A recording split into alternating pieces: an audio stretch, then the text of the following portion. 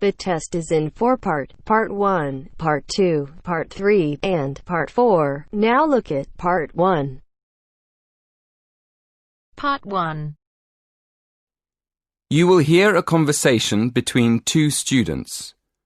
One of them is explaining to the other how to use the university library. First, you will have 20 seconds to look at questions 1 to 4.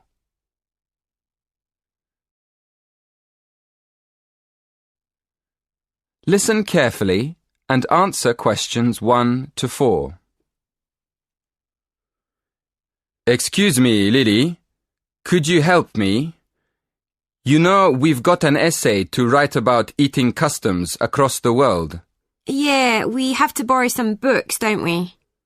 Yes, but I missed the library training. Do you think you could show me how to find the books and how to take them out? Sure, no problem. Shall I tell you about the different parts of the library first? Oh, yes. Thank you very much. Okay then, let's look at the plan of the library. Here, you can see the main door on the north side that leads into the lobby. In the middle of the building, there's a big open PC zone. The lift and stairs are on the left as you go in, and on the other side of the building, there's the library cafe. That part of the library is pretty sociable.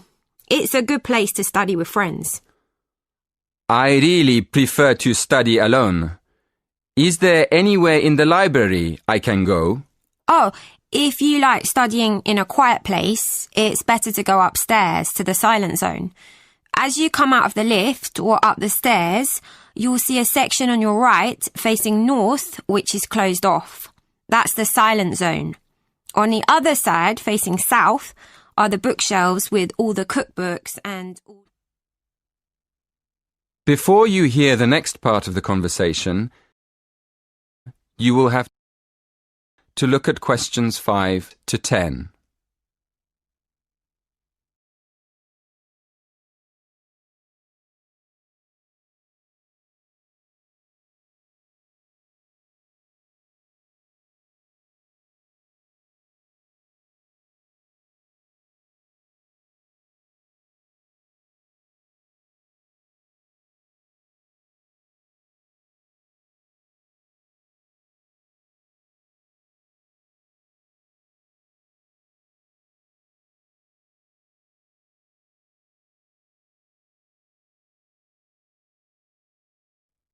Listen carefully and answer questions 5 to 10. Now, can you show me how to find a book?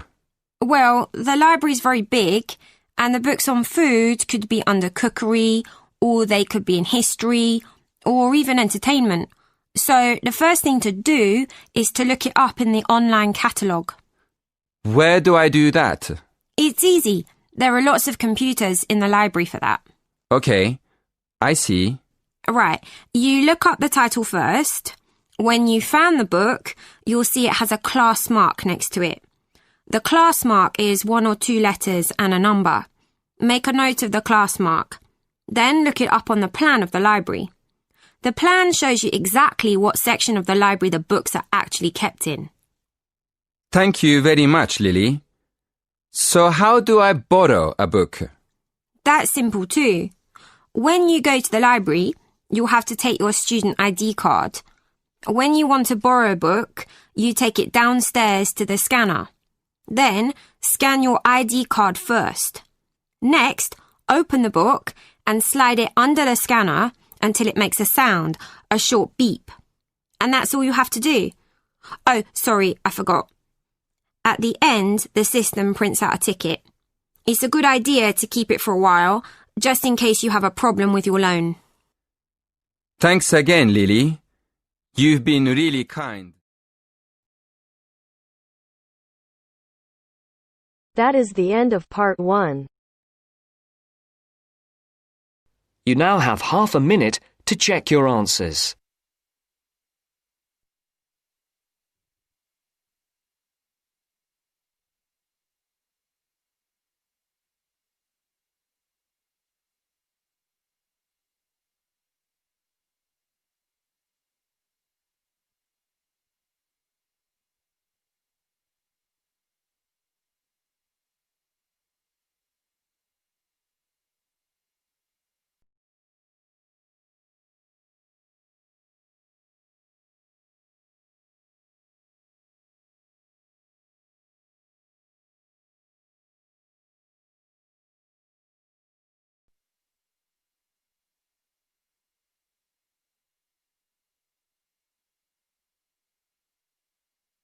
Now turns to Part 2. Part 2. This morning we are going to look at the issue of cloning. I'd like to begin by looking at some examples of animals that have been cloned before moving on to looking at how cloning is defined. First, look at questions 11 to 13.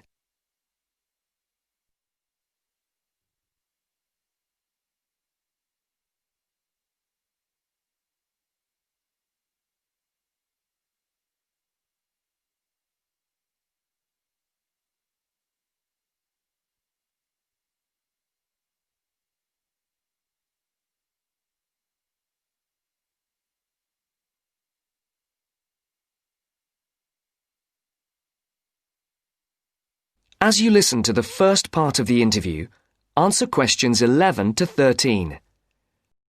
Good morning and welcome to this series of lectures on man interfering with nature. This morning we are going to look at the issue of cloning. I'd like to begin by looking at some examples of animals that have been cloned before moving on to looking at how cloning is defined. The first example I'd like to talk about is Idaho Gem, who was the very first mule to be cloned. Mules are a combination of horse and donkey. Idaho Gem is an identical copy of his brother Taz, who is a racing champion. Thus, we can make the conclusion here that he was cloned to follow in his brother's footsteps. The next example I'd like to refer to is Cece, which stands for copycat. Like her name suggests, she was the first cloned kitten. Interestingly, Cece was created in a laboratory in the state of Texas by the very same scientists who made Dolly the sheep in Scotland. Cece is physically identical to her mother Rainbow, and what is important about this is that it has opened the doors for people to clone their pets in the future. Now, the last animal example I'd like to look at today is the pig. In 2001, 5 piglets were born, all female. They were created by a firm who claimed that their birth is an important step for medicine. The idea is that pig organs and cells could be used in human transplants because the pigs have been cloned without a certain cell. This cell is a vital link because it is the one in human beings that is responsible for making the body reject donor organs. This means that not only is the transplant operation unsuccessful, but the patient's life could be at risk. Now, I'd like to discuss some of the current definitions of cloning. Now look at questions 14 to 20.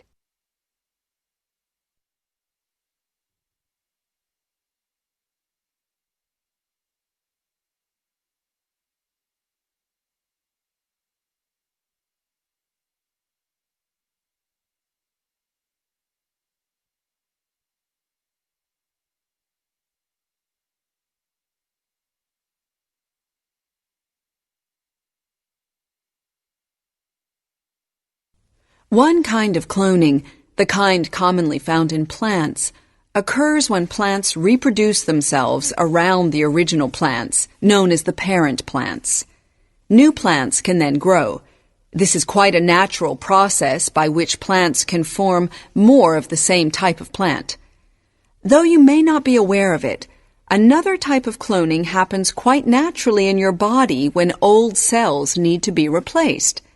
Cells in your body split into 2 and make new chromosomes, and it is the chromosomes that contain our genes. Embryo splitting is another form of cloning, which can happen quite naturally when cells split to form 2 identical twins.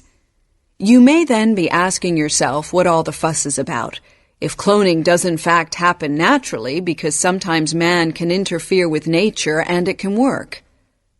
Take embryo splitting as an example. Now, this type of cloning is quite common in farming, and it is used to breed new bulls and cows. Embryos are placed into foster mother cows, and these then grow into calves. And though some may consider this to be artificial, it has been going on for the last 10 years with relatively few problems. Now, the last type of cloning I'd like to mention is perhaps the most controversial. This type of cloning is called nuclear transfer, and it is when the nucleus of a cell is put into an egg of another animal that is genetically the same. This is done in a laboratory, and after about 5 or 6 days, the embryo is implanted into a donor mother, which is how Dolly the sheep was made. One argument in favor of cloning is that it can help in medicine, as in the case of pigs being used in transplant operations. It is true that many people can wait for up to a year for a new kidney, and then still run the risk of their bodies rejecting the donor kidney. But will using pig organs really be the solution? To answer this question, I'd like to take a look at some responses to the whole idea of using pig organs in humans. Neil Blackwood, who works for the company that cloned the 5 piglets, described it as a major medical advance that could solve the global problem of a lack of organs to use in transplant operations. This could lead in the future to saving human lives. Sheila Halliday, a leading transplant surgeon, does not share his view. She believes that although it is possible to use pig organs in humans, there are very real dangers. Halliday points out that diseases and infections could be passed from pig to human. Of course, she does not yet know this for certain, which is why Halliday strongly advocates that more scientific research be done. She firmly believes pig organs should not be used in human operations until these findings are made public. That is the end of part 2. You now have half a minute to check your answers.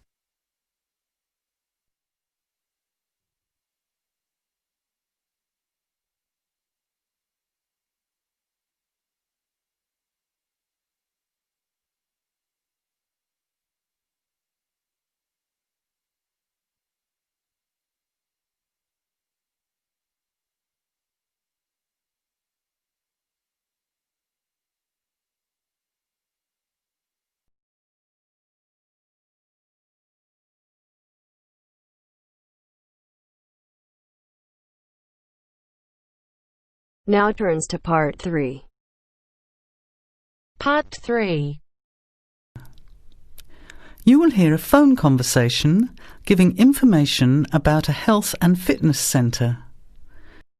First, you have some time to look at questions 21 to 26.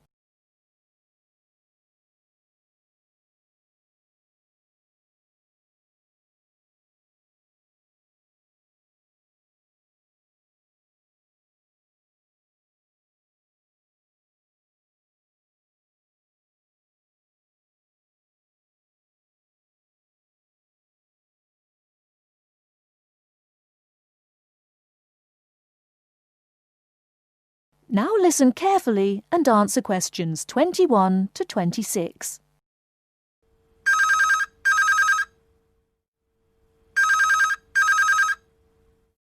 Hello? Hello, is that Miss Heidi Jones? Yes? Good morning, Miss Jones. I'd like to take a few minutes of your time to tell you about the Seven Oaks Health and Fitness Centre, which is in your suburb. Would that be convenient? Okay. Well, the centre's not far from you. It's on the corner of Marion Street and Giles Street and has a large car park.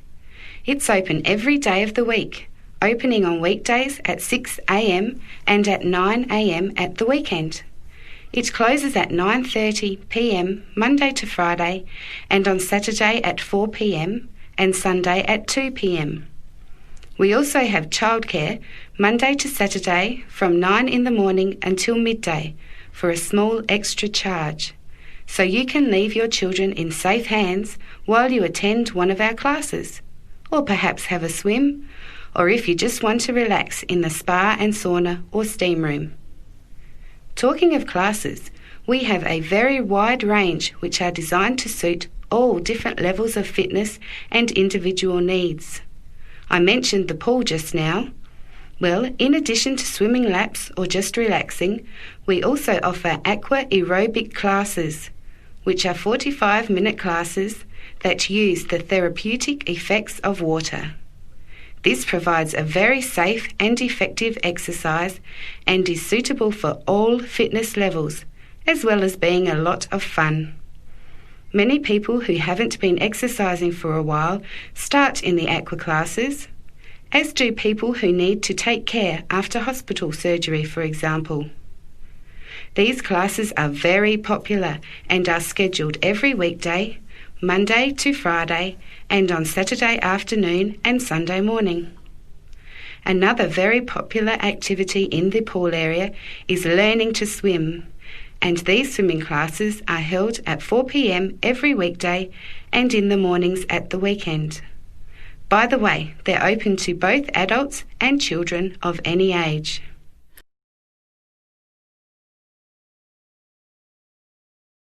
Before you hear the rest of the talk, you have some time to look at questions 27 to 30.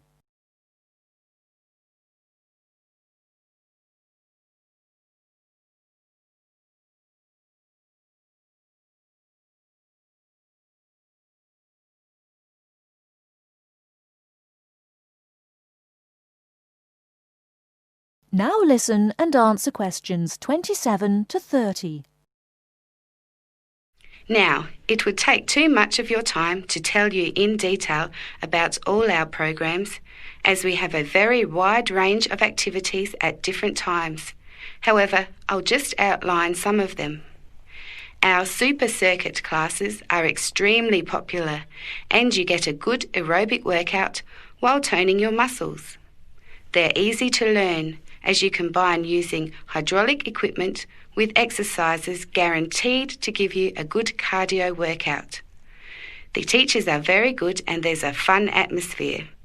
And the classes are very effective in assisting weight loss, relieving stress, lowering blood pressure and generally increasing fitness.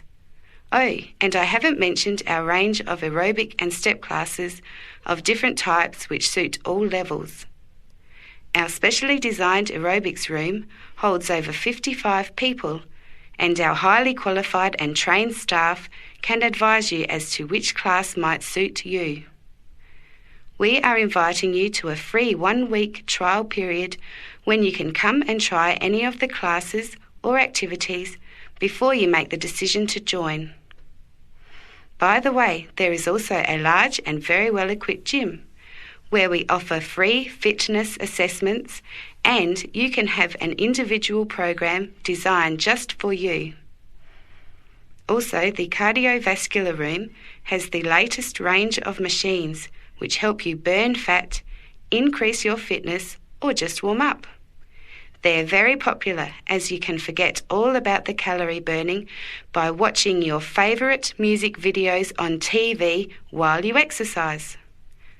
Right now we have a very special new member joining fee offer, which allows 2 memberships for the price of 1, a real bargain.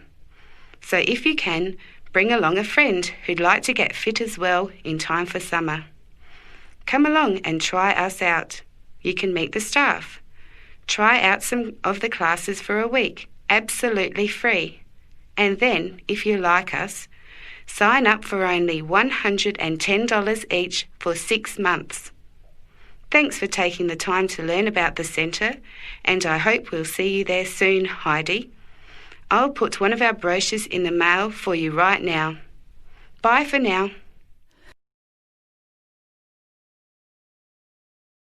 That is the end of part 3. You now have half a minute to check your answers.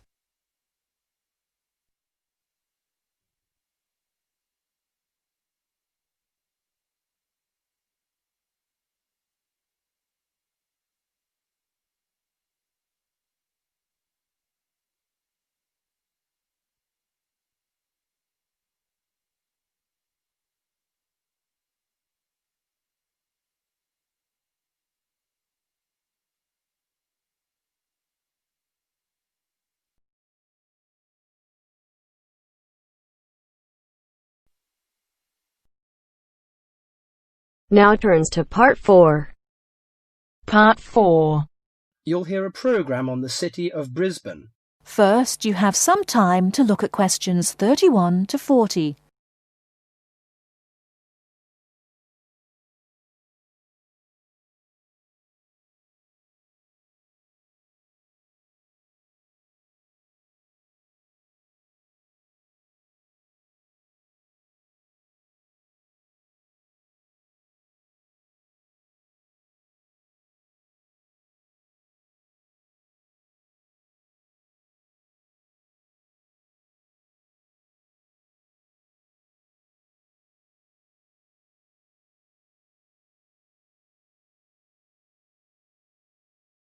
Now listen carefully and answer questions 31 to 40. Today in our Around the World programme, Mr. White is going to recommend a charming city to you, Brisbane. Good morning, ladies and gentlemen. Have you ever been to Brisbane? Well, if you are looking for a mild climate, a relaxed atmosphere, and a lot of culture, Brisbane might be the place for you. Its sunny cafes and offshore islands attract surfers and sun lovers, but it is also the arts capital of Queensland, with many museums and art galleries. This thriving artistic setting mixes well with Brisbane's beach town atmosphere. Together these two qualities make Brisbane a very desirable place to live. No wonder since 1980 over 500,000 Australians have moved here. Brisbane is now Australia's third largest city. English settlers living in Australia established Brisbane in 1842. At that time, more than 100,000 Aboriginal Australians were living in Queensland. As the settlers discovered Queensland's resources, more and more of them moved in. Regretfully, the settlers drove the Aboriginal Australians from their lands. By 1859, Brisbane had grown into a prosperous city. In 1988, the world watched as Brisbane hosted the World Expo. This international fair showcased new technology, but it also showed off the city of Brisbane to the world. Brisbane also hosts a wide range of events year-round. In April, everyone can enjoy a few laughs at the Comedy Festival, and movie lovers will enjoy a film festival that takes place every August. For 2 weeks in September, there is an outdoor festival of the arts. In October, a music festival draws a large crowd. And in January, you can see Brisbane's most bizarre event. You may be surprised to hear that. The annual cockroach races. That's right, people really do train and race cockroaches. Brisbane's nice climate and compact design makes it easy to explore on foot. Follow the golden arrows in a footpath around the city centre. This will lead you on a tour of Brisbane's historical district. From the city centre, take a boat across the Brisbane River to South Bank. This area is popular for its bike paths, beach and weekend market. Hundreds of artists display their wares at this market. It's a great place to pick up some interesting handicrafts. Well, I think what you must be interested in is the unique native animals. Yes, you shouldn't visit Australia without seeing its trademark animals, the koala and kangaroo. The Lone Pine Koala Sanctuary has both. It is located just outside the city centre in beautiful parkland. You can hold one of the park's 130 koalas or feed the kangaroos. Another quiet refuge from the city is Mount Coot-tha, about 8 kilometres from Brisbane. On a clear day, it offers spectacular views of the city. It also has hiking trails and beautiful gardens. Along the Brisbane River, a sunset cruise is also very relaxing. The areas around Brisbane are impressive. A coastal drive south of Brisbane will take you along the Gold Coast. This famous coastline boasts some of Australia's best beaches. Stradbroke Island is another easy day trip from Brisbane. A cliff on the island called Point Lookout offers a great view. From there you can see dolphins swimming below. Brisbane Forest Park, to the north of Brisbane, is a great place for hiking and camping. These great getaways, along with Brisbane's own laid-back charm, make this city an ideal place to visit. That is the end of part 4. You now have half a minute to check your answers.